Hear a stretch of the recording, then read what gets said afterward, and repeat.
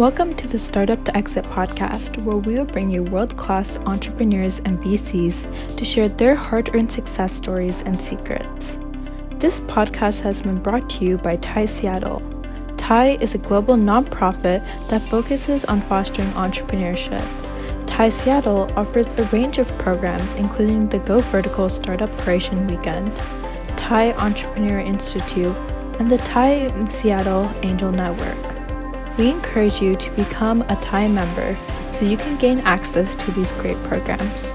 To become a member, please visit www.seattle.tie.org. Hey everybody, welcome to another episode of our podcast from Startup to Exit.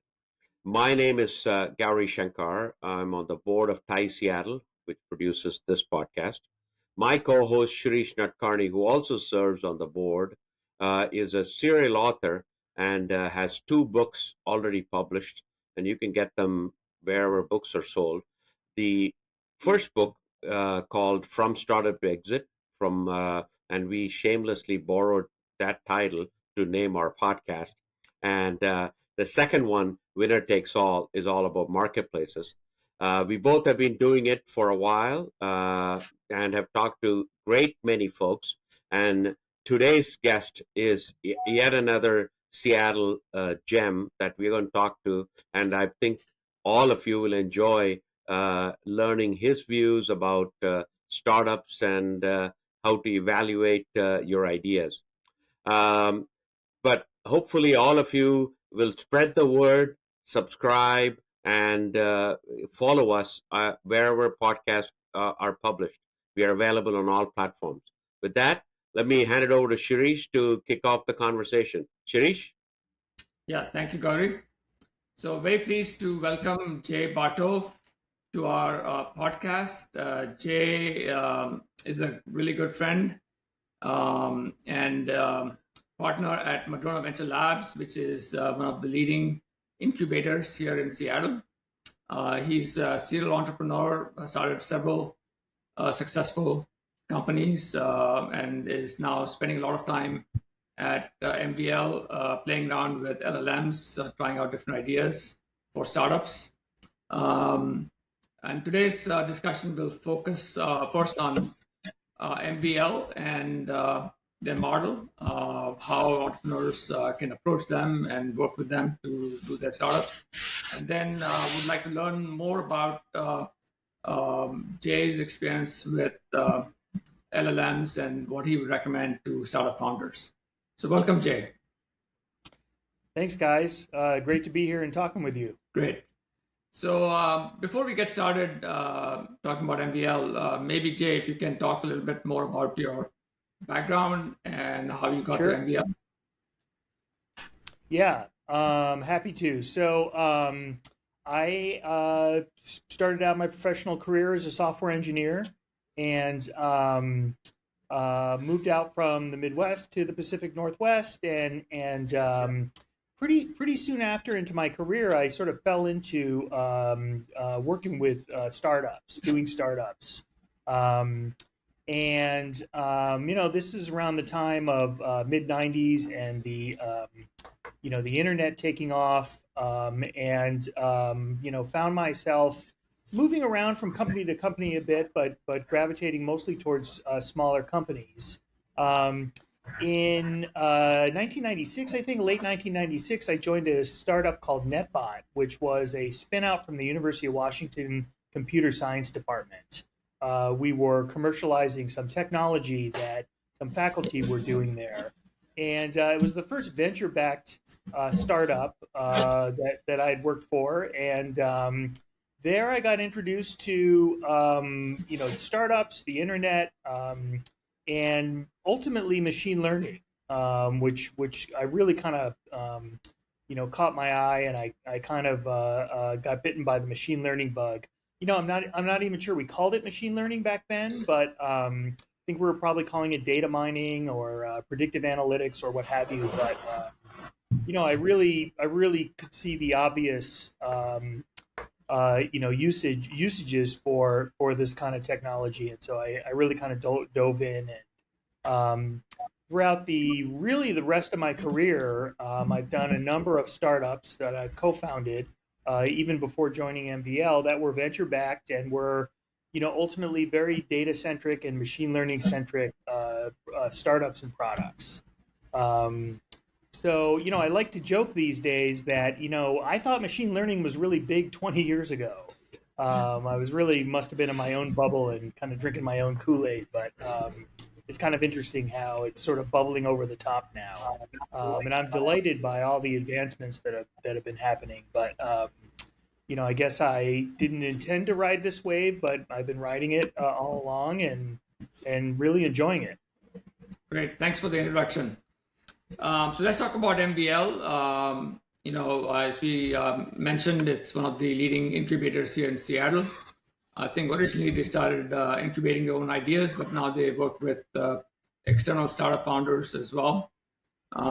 So perhaps, Jay, you can talk about your model. How do you work with startup founders? What kind of startups are you looking for? Sure. So I joined Madrona Labs in 2016. I joined my partner Mike Fridgen, who I had worked with at a previous startup, Faircast. And so he and I were old friends, both entrepreneurs. And, over time, we, slowly but surely built up our model and developed our model. And really, as a studio, had to find product market fit. Were we offering the right services for the right amount of equity for entrepreneurs and their needs here in the Pacific Northwest and in Seattle? So, that took some time and iteration. But over time, we developed a model that has a little bit of variance to it. We have kind of a spectrum of models that we work with entrepreneurs, depending on what they need. So we try to meet on entrepreneurs where they are. We meet some solo entrepreneurs who bring us an idea, and they have good founder market fit for that idea. And so we help them with all aspects of starting their businesses, figuring out the technology angle and the product angle. Very importantly for our model, doing our homework on customer and market research. If there's one thing I've seen throughout my career, I've made these mistakes. I've learned from these mistakes. Sometimes entrepreneurs make mistakes again. But it's really important to do your homework and figure out if there's a there for your idea.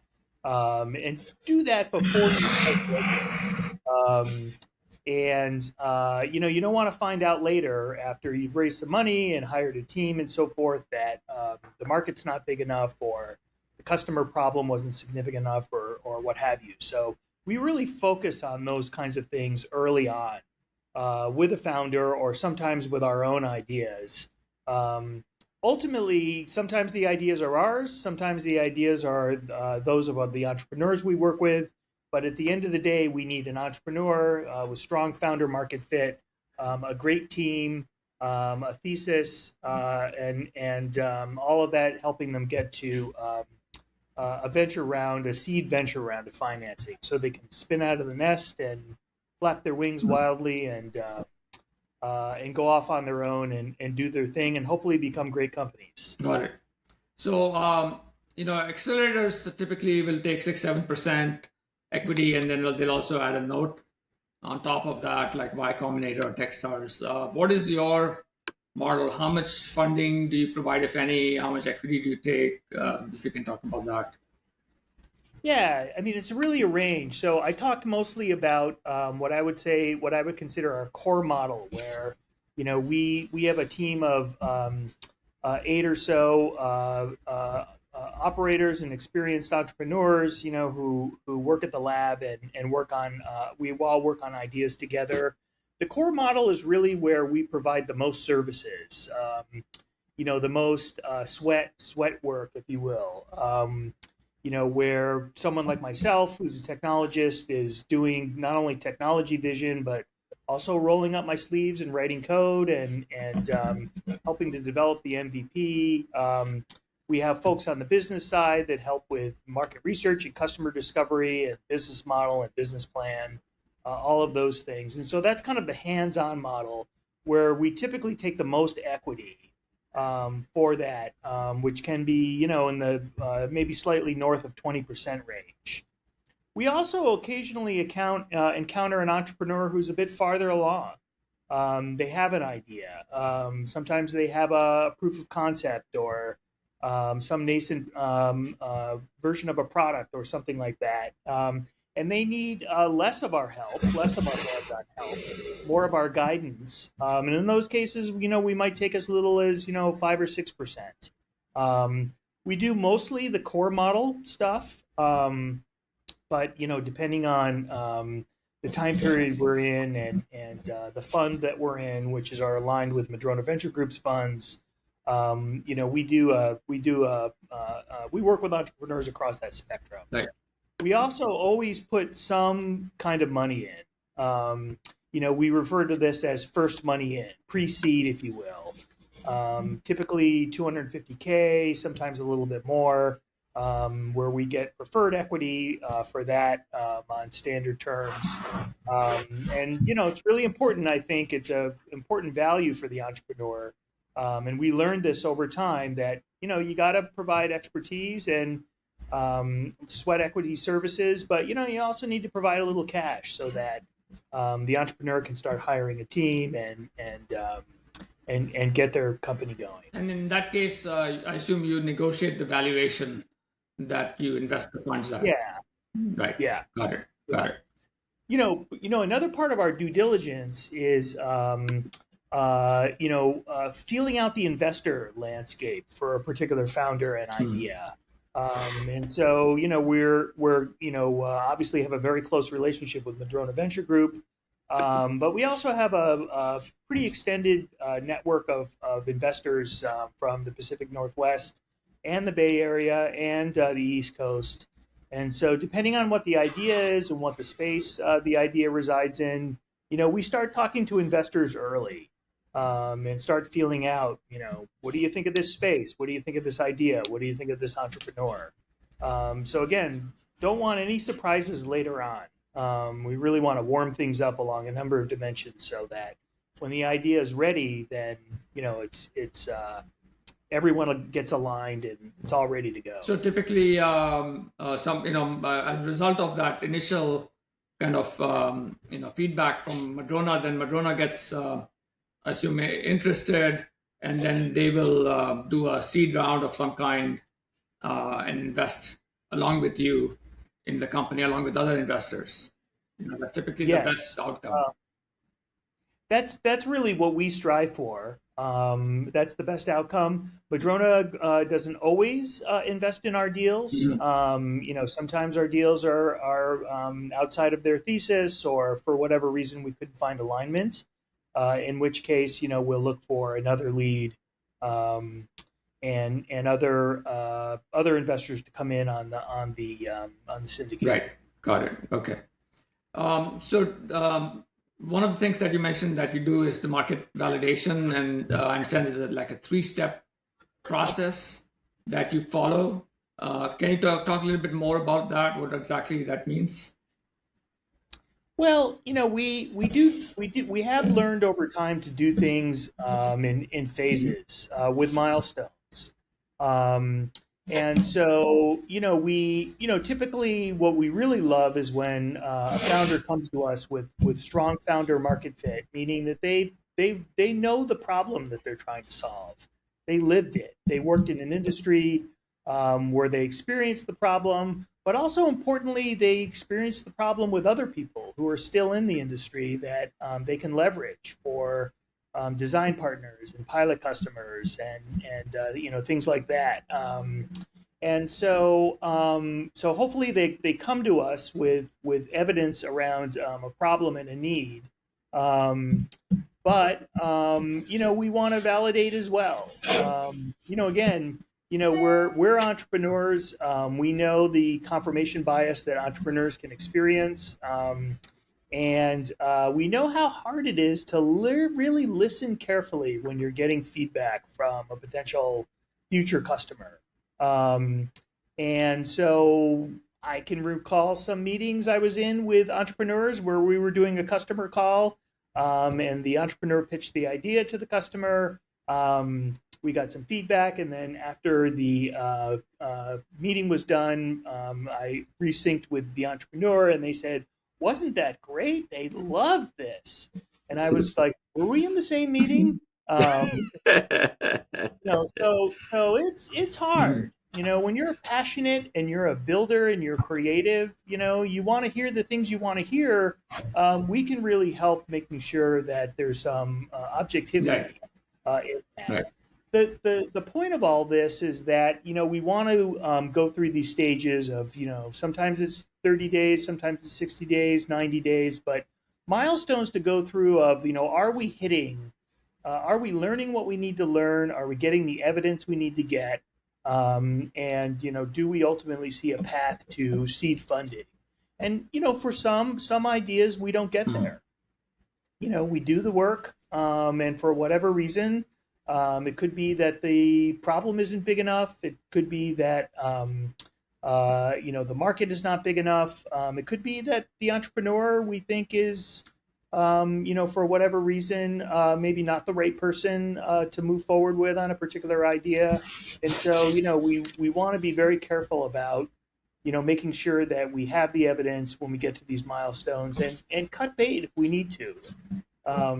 Again, I alluded to this earlier, but, the sooner you find out that something's not gonna pan out, the sooner everybody can get on to focusing on other things. And not finding out later that something's inherently flawed. Right. When you do the market research validation, do you need to see a certain percentage of customers coming back and saying, "Hey, this is great. We'd love to be a beta customer of yours." Like you need to see 7 out of 10 enterprises saying that we want to get onto a beta. Do you want to see that kind of feedback? Ideally, I mean, it depends on. We do mostly enterprise. By the way, enterprise AI is really Madrona's focus, and our focus. Sometimes that drifts off a little bit into, B2B to C or some variant of that. But ideally, we're finding such strong signal that there are folks we're talking to who can agree to be design partners early on.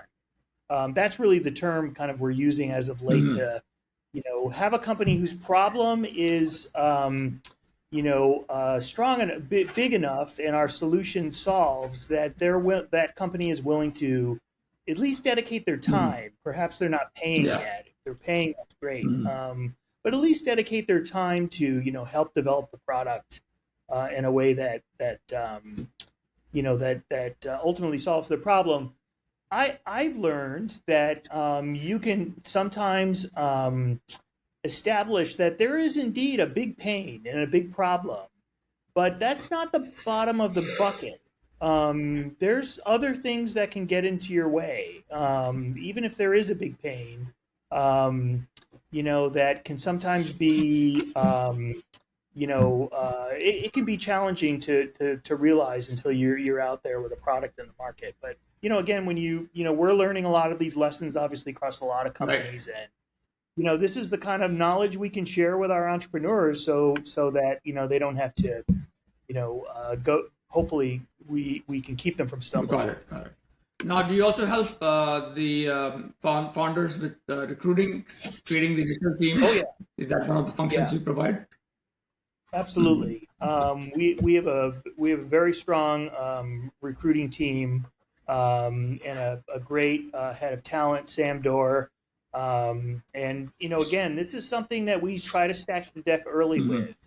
We think we have an idea, we think we have a founder, we think we have a space, or even sometimes before we have a founder, if it's our idea, let's spec out what an ideal founder looks like. Or if a founder comes to us, typically on the business side, sometimes on the technical side, but on the business side, sooner rather than later, we start thinking about who would be good for this idea, and how do we track them down, and how do we get them interested early. Right.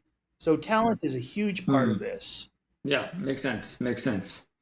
Now, let's talk about one of the companies that you worked on, Ziteworks.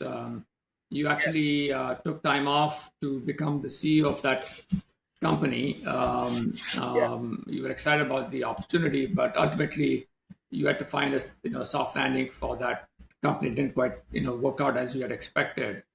Um, Yeah. can you talk about some of the less? Clearly, you've done market validation. Otherwise, you would not have jumped on board as a CEO and all that. So, what went wrong? Yeah. Like, why? Did you miss some signals, or were there some other problems? Definitely.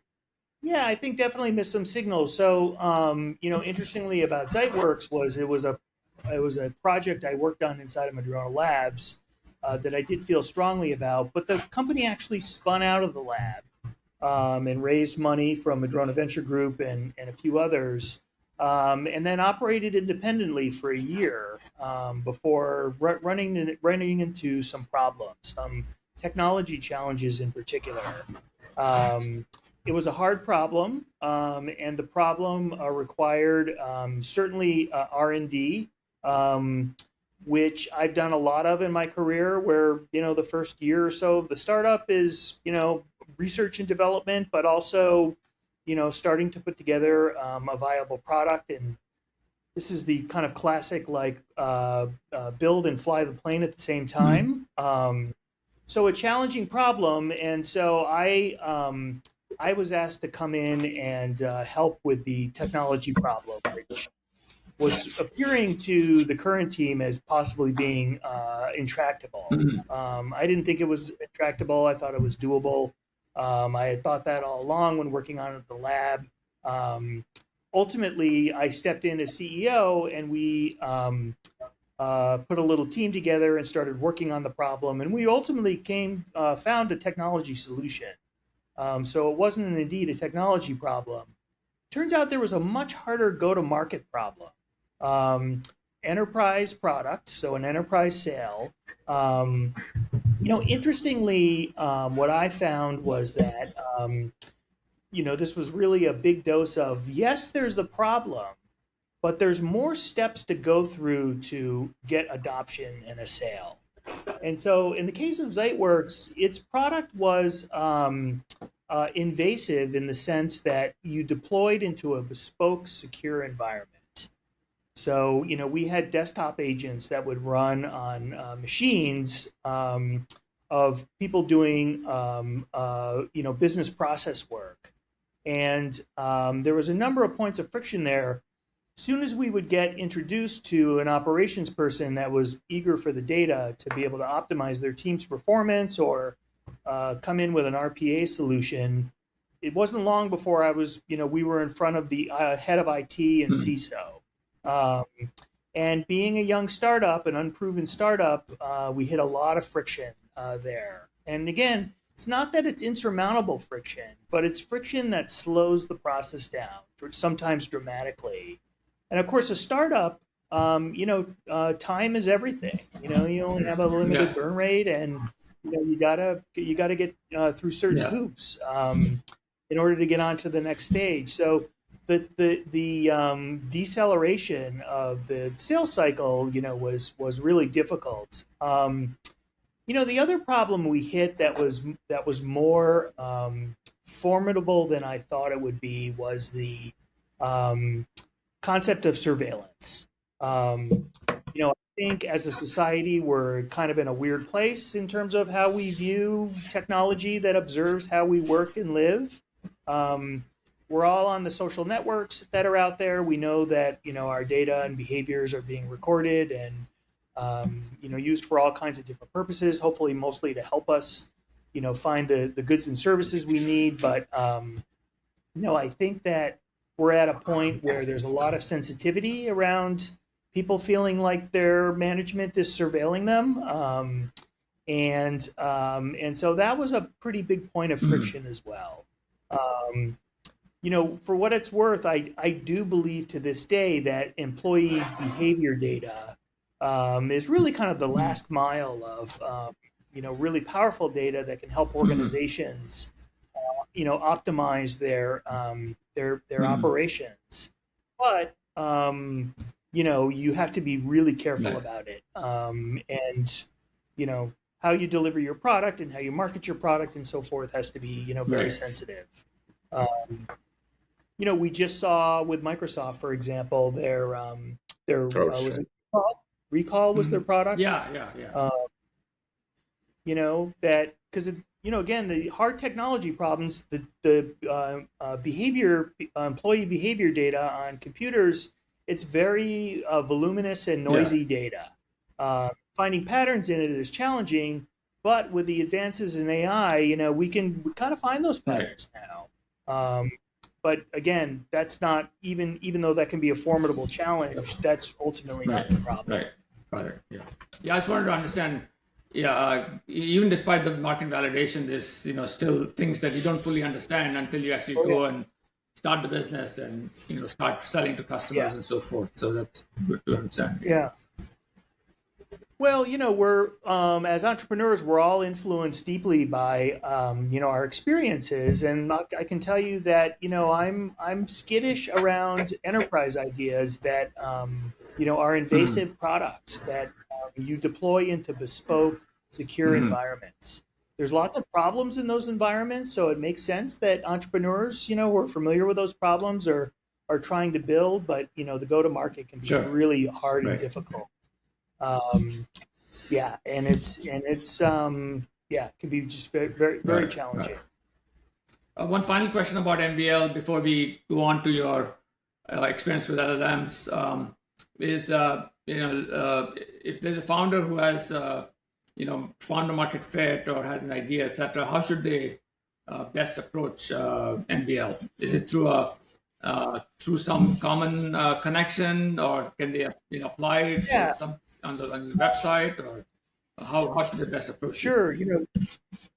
Yeah, we have a number of ways to interact with us. We one of the great programs we have is called Mhm. Leap, um, and we have Leap events. Really, they're just networking events every other month, and typically 50, 60, 70 people show up. And we all go to them, and we all love working with and talking with entrepreneurs. So that's a great way to not only talk with us, but also to talk with other Mhm. entrepreneurs Yeah. in our network. Plus, we have a variety of programs that we offer on the website where you can, submit a form, and if you have an idea or what have you, um, that's a good way too. I like going to local AI events, AI Tinkerers. Joe Heitzberg's event, monthly AI meetup event is I go to always faithfully, and I meet a lot of people there who have ideas brewing in their heads, Mhm. and so I like to think that we're very approachable. So I'm always telling people, if you want to grab a coffee, just reach out. Being an entrepreneur myself, I know how vulnerable people can feel when they have an idea, it's their creativity, and they want to share it with someone, but also get Yeah. constructive feedback. And I think that's really important. Excellent. Excellent. Thank you, Jay, on talk about MVL. Again, I'd encourage any entrepreneur thinking about doing a startup to really consider an incubator like Madrona Venture Labs. So with that, let me turn it over to Gauri, explore kind of the LLM experience that Jay has had at MVL. Great. Jay, that was a fascinating story on Zyteworks.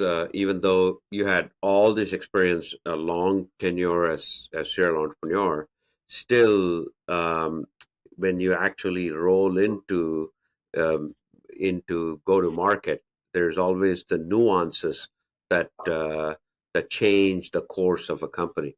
Most of the time, I find entrepreneurs having a tough time to accepting that there's the headwinds are too much for them to stay on. And I think probably your experience helped that team a lot more than they might have realized, actually.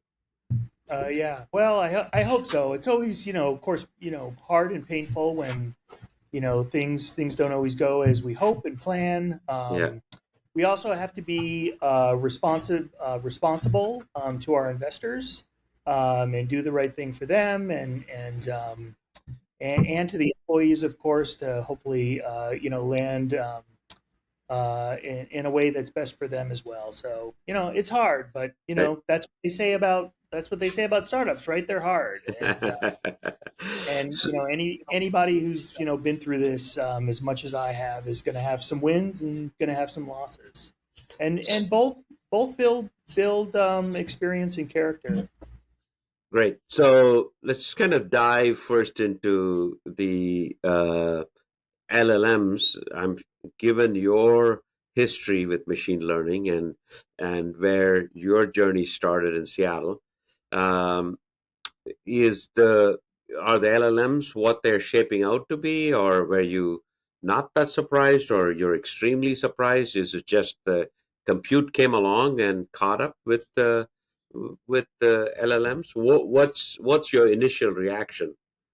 Well, it's a little bit hard to say because I followed, machine learning and used the state of the art machine learning in all of my startups along the way. Especially NLP technologies. I did a couple of startups that relied heavily on state of the art NLP. But I think as we know, starting in 2012 or so, when convolutional neural nets really started radically changing the efficacy of computer vision and computer vision applications, it was pretty astonishing to watch. What I think is kind of funny is I remember reading pretty arcane statistical and machine learning textbooks in the early 2000s that I really wasn't educated for to read. I didn't have master's or a PhD in computer science or statistics, but I read stuff pretty aggressively and wrote some code where I could and there was a one kind of machine learning technology I thought was really interesting. These neural networks. Well, these things look really interesting. I like the fact that they're biologically inspired, and it just seems really cool. So I, asked some people who were much more, educated in these kind of math and technologies, and said, well, what do you think of these neural nets? Those things don't work. They're toys. Stay away from them. At the time, support vector machines and naive Bayes classifiers and things were, more popular at the time. So it really did strike me when the compute did start to be there, the data did start to be there, where these neural networks popped up. And, I know there's lots of experienced data scientists out there who would still say, random forests or linear regression or logistic regression, especially in business use cases where explainability is important. They're still very viable techniques and methodologies, but, neural networks have really become the jolly green giant. In this field, and so when I watched computer vision, really get more and more powerful, myself and many others were wondering, well, like, when will natural language processing have its deep learning moment? And for a few years there, maybe 2016, 17, maybe into 18 a little bit, it was kind of like, we've got these word embeddings, which were an improvement over previous NLP techniques, but suddenly there was an inflection curve there too, and we started seeing these bigger and bigger models that turned into these what we know as large language models today. I just can't tell you how incredibly delighted I am with the progress, both on the language side and the image side. Even in the last 2 or 3 years. When I mentioned I returned to Madrona Labs in the late spring of 2023 and really started, playing with these things in a big way and experimenting with them, I was having these what I was calling falling out of my chair moments, where I would try something and just be like, "Holy cow! Like, wow, that's unbelievable!" Especially on natural language understanding. That was always the hard part, right? I mean, unstructured data, especially with language, was always really difficult. I built startups around this. and we banged our head against these problems. They were kind of worked, not really. Certainly couldn't parse and make sense of just human dialogue and those kinds of things. It was very challenging there, and so to suddenly find these solved problems, these things were just a solution and an API call you could make was really astonishing to me and very very exciting. So let's unpack a few things of the many things you said there. So you played, I assume, with all the LLMs at this point, right? Well, a lot of them. A lot of them. Okay. So there's at the moment, at least, they're all in some fashion managed, controlled, operated by very big corporations, right? So resources is not the constraint any of them have. It seems like there's a lead that OpenAI, ChatGPT enjoys perceptionally over the others.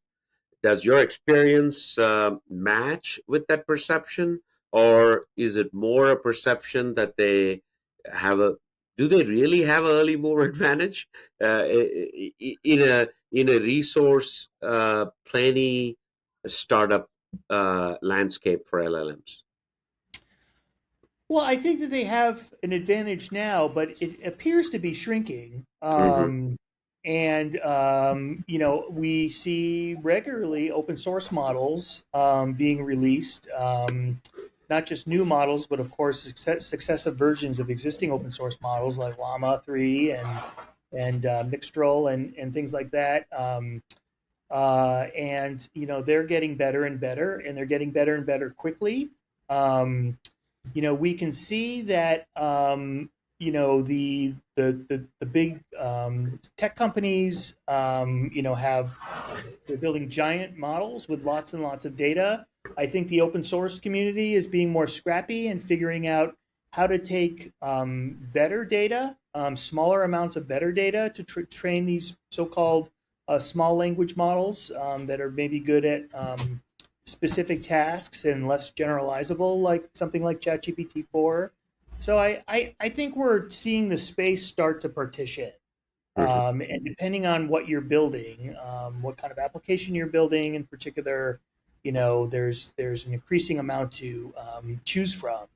And I think we'll start to see a lot of specialization.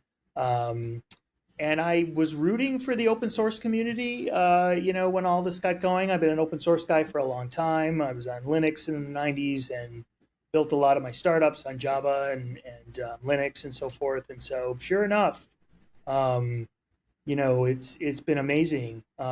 If anything, the problem now is that there's so much technology, so many models being released that not one person could never hope to keep track of it all. Last time I checked a few months ago, there were north of 600,000 models on Hugging Face. So it's really an avalanche. And I can tell you that, trying to keep up with the technology and the technology advances has been really fun, but, sometimes it's overwhelming. So is there a relationship with cost? I mean, do you see that the cost is dramatically going down as number of models increases, and the capability is also increasing, especially with open source getting a big boost with Llama?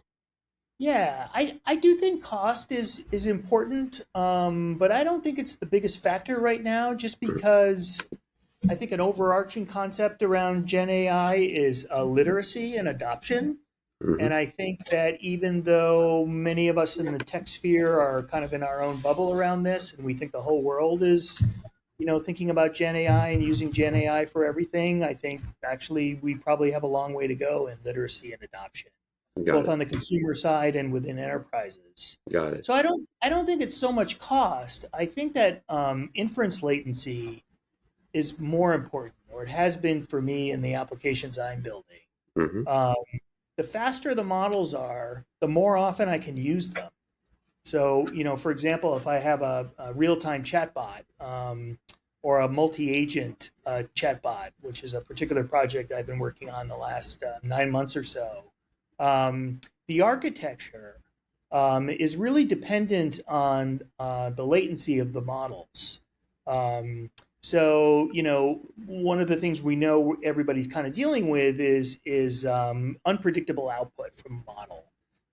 I think one of the most challenging things about building production grade apps right now is that the model is completely delightful 85% of the time.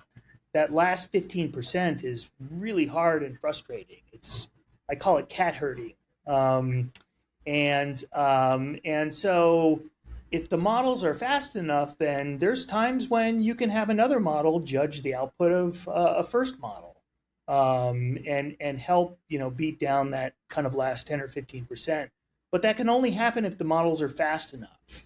I'll give you a quick example here. I mentioned this multi-agent application I've been working on. It's in the travel space, and it's basically a virtual travel agency. So I have a flight agent and a hotel agent. I'll have a rental car agent at some point, and a few other auxiliary agents. But importantly, I have a supervisor agent, a manager that manages these agents. And so in theory, the supervisor should be able to redirect or direct every message that comes in from the user to the appropriate agent. If you want to talk about hotels or flights or bookings or what have you. The problem is that that architecture is great, but it was too slow, and so the latency that the supervisor added just kind of made the product a lot less friendly and usable. And so we started exploring other ways to approach the problem, and started going down sort of a peer-to-peer route where each agent would get the last agent who handled a message would get the next message. If it wasn't appropriate for them, they'd move it to an adjacent agent, and that agent would look at it, and so forth. And so it worked better, but it was complicated. And so I was kind of frustrated, and I went on vacation. And while I was on vacation, I got an email from OpenAI saying we've released ChatGPT 4.0. And by the way, it's twice as fast and half the cost. Yeah. And so suddenly the supervisor pattern was viable. And so I think that these improvements, particularly around latency now, but cost will come into it down the line as demand for the products and adoption of the product scales. That can really affect how you build these things and what you could build. So, two parts to the next question that you're going to jump off from what you just said.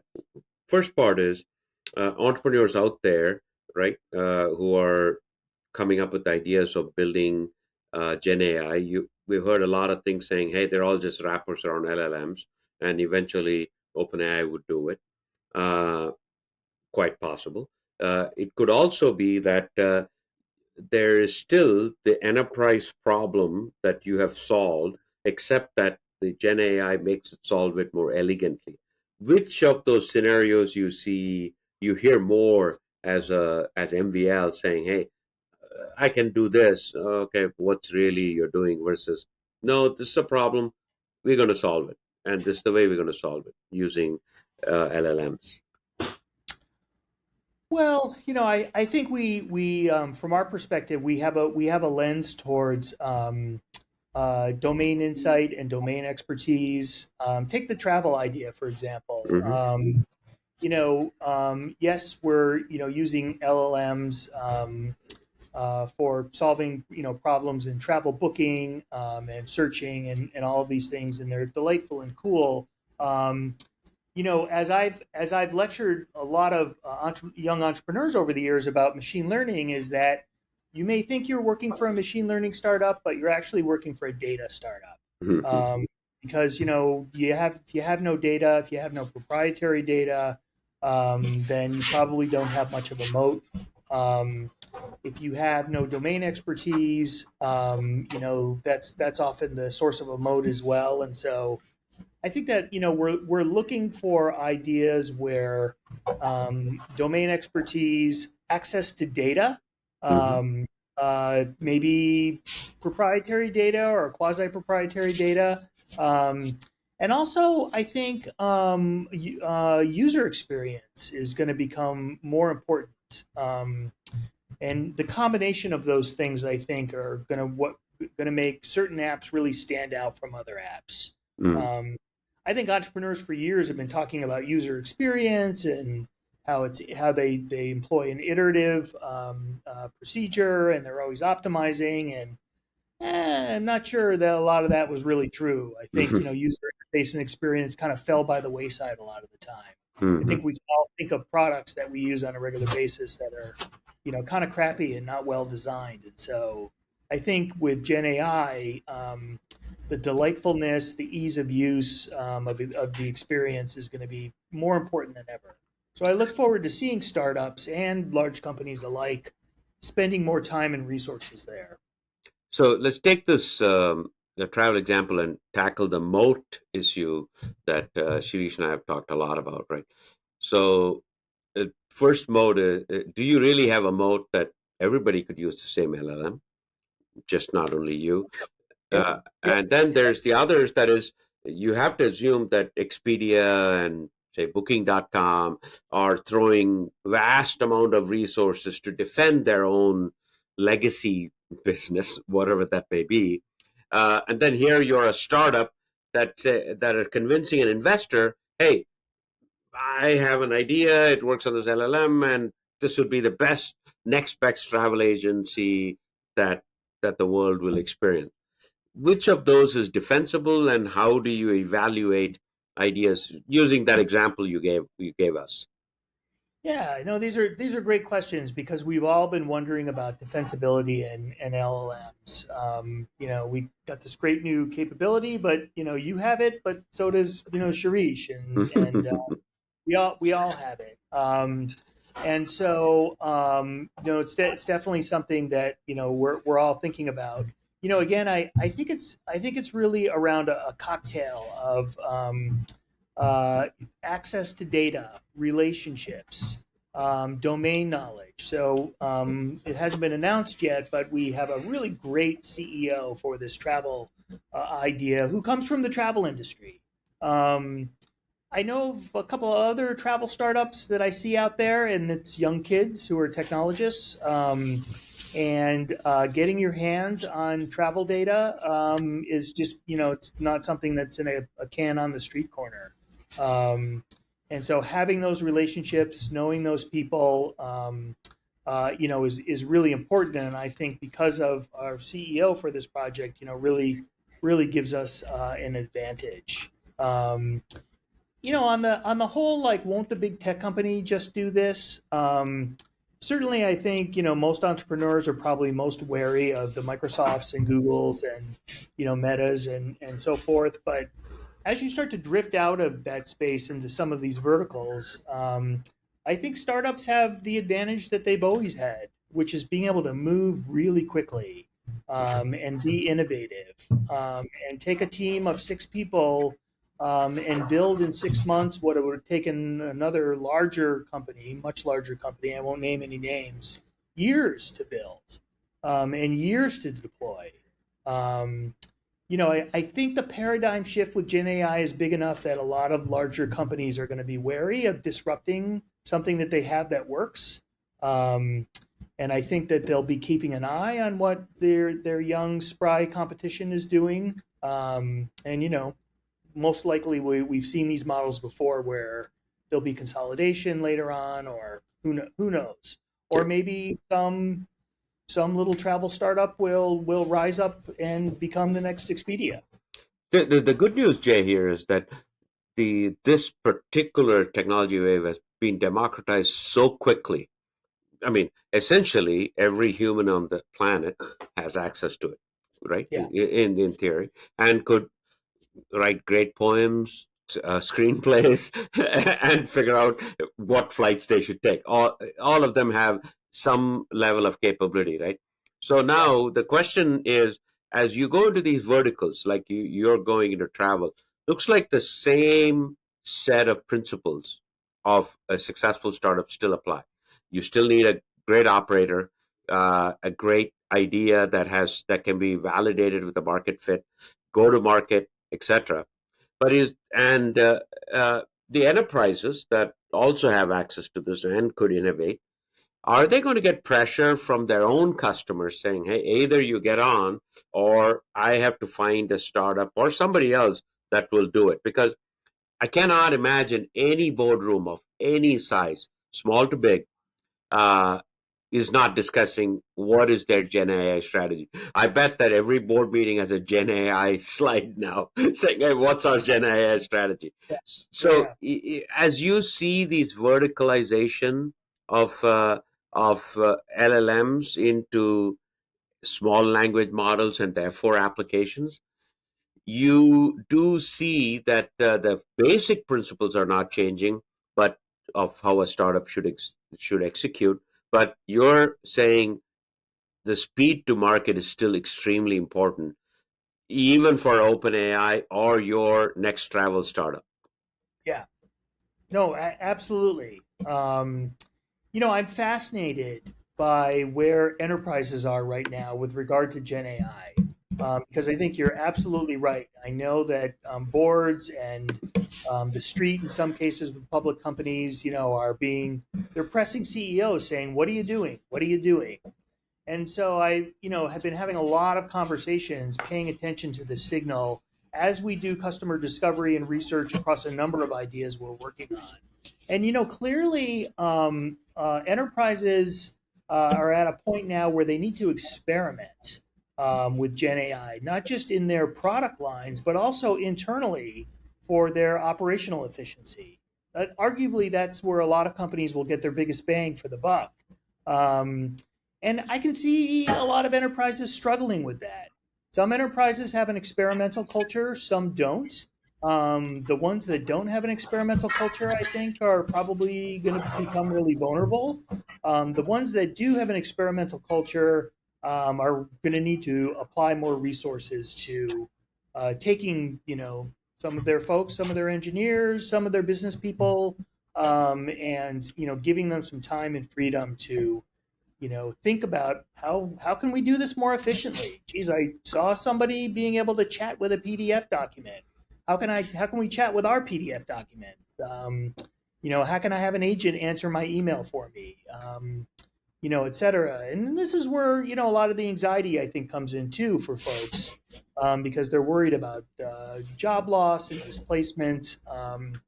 And this, going back to what I was saying earlier about Zeitworks, the other thing I that's really kind of come onto my radar that I've become sensitive to is organizations' fear of change.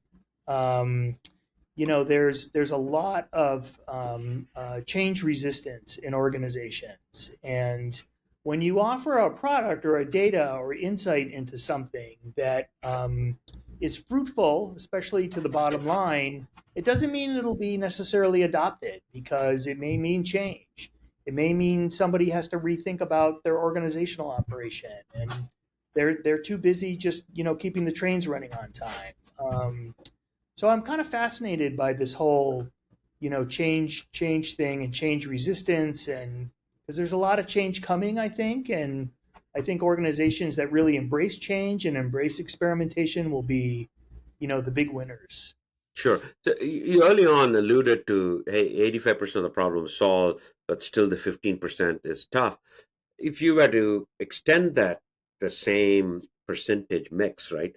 Seems like human assist will get people to be more productive. But the Mhm. question then becomes the security, right? Do I really need to pay somebody this much to solve this little of a problem? And it's going to be a cultural sort of conversation, and depending on the enterprise or the company, they will have different conversations. Because if you're going to say that, hey, all the domain knowledge is now shifted to a model or to a to the next gen AI, it may be just not quite true yet. It could be in the few years, but not quite true yet. The question then is, as you really said, is change, are you ready to embrace change? And I think this sort of may point to leadership more than the employees Yeah, adopting anything. I think that's like, hey, yeah, what are we trying to inculcate? It's working right now. yeah. Yeah, interestingly, I can remember working on machine learning solutions, years ago, where my board and my investors were asking, like, "Well, how well does this work?" And I'm like, "It works, it works great." Well, most of the time, it works great. Uh, sometimes we might need to have a human kind of look in on this. This is before we had terms like human in the loop and things like that. And sometimes there was a scowl of like, oh well, that's not scalable if you have humans in the loop. Interestingly, today there seems to be a new acceptance and tolerance of humans in the loop. It's almost comforting, I think, to a lot of people that the technology isn't so perfect that you wouldn't still want a person overseeing, with the ultimate domain knowledge and experience, influencing, what could be largely an automated system or an AI system. So sort of interesting that as culturally we went from being like, this thing should, automate everything to, well, maybe not everything.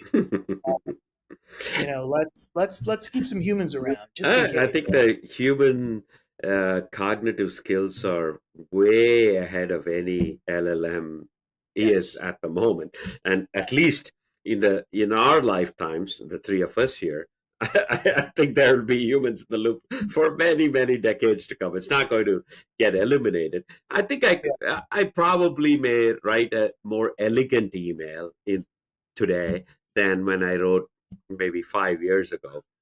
Hmm. Uh, but I'm not so sure that that is the top of the line problem that you have to go after and solve.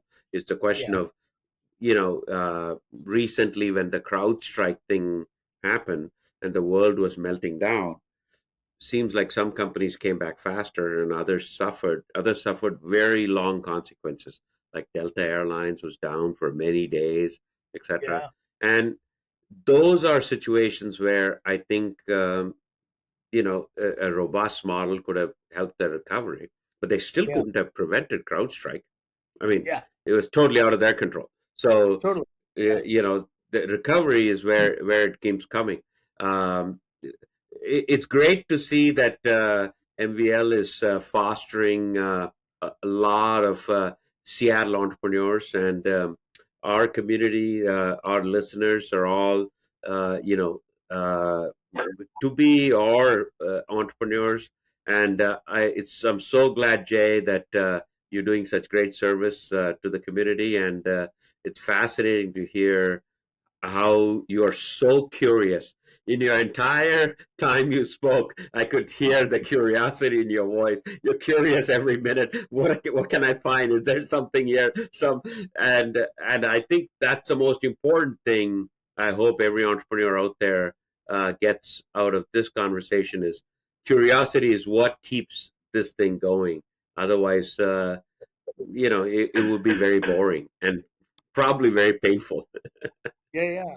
Well, more so now than ever, Yeah, there's so many things to build. yeah, Um, the question is, more so than ever, and you guys will resonate with this, is the timing. yeah, Um, it's easy for us techie guys to kind of see into the future. We just don't know the depth of the future, yeah, meaning that you know this